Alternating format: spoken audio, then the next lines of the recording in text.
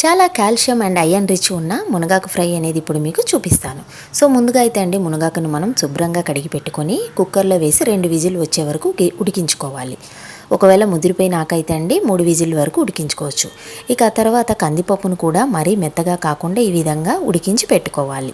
So ఈ 2 ready అయ్యాకండి మనం మునగాకుని ముందుగానే ఉప్పు, కారం, పసుపు వేసి కాస్త ఈ విధంగా మొత్తం చేత్తోనే మిక్స్ చేసుకోవాలి.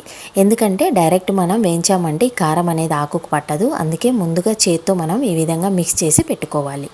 సో ఈ విధంగా మిక్స్ చేశాకండి మనము ఉల్లిపాయ, ఆవాలు, జీలకర్ర, కరివేపాకు, తెల్లవాయి, ఎండుమిరపకాయ వేసి తాలింపు పెట్టుకొని ఇక ఆ తాలింపు వేగాక కందిపప్పుని ఇక ఉడికించిన మునగాకును కూడా వేసి కాసేపు అయితే అండి మనం ఫ్రై అనేది చేయాలి.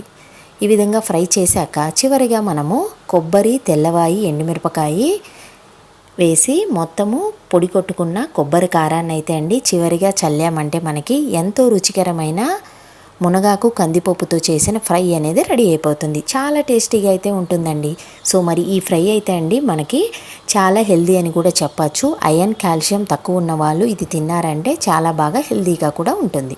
సో మరి మునగాకు ఫ్రై అయితే రెడీ అయిపోయిందండి. మరి మునగాకుతో పాటు ఈరోజు అయితే అండి మేము కాంబినేషన్ లంచ్లో మేము రైస్కి ఇక గ్రౌండ్నట్ పౌడర్ అండి, అంటే వేరుశనకాయల పొడి, ఇక ఇంట్లో తయారు చేసిన మా అమ్మ చేసిన నెయ్యి, ఈ 2 వేసుకొని మునగాకు ఫ్రై వేసుకొని ఇక లంచ్ అయితే అండి చాలా టేస్టీగా అయితే మేము తినేసాము.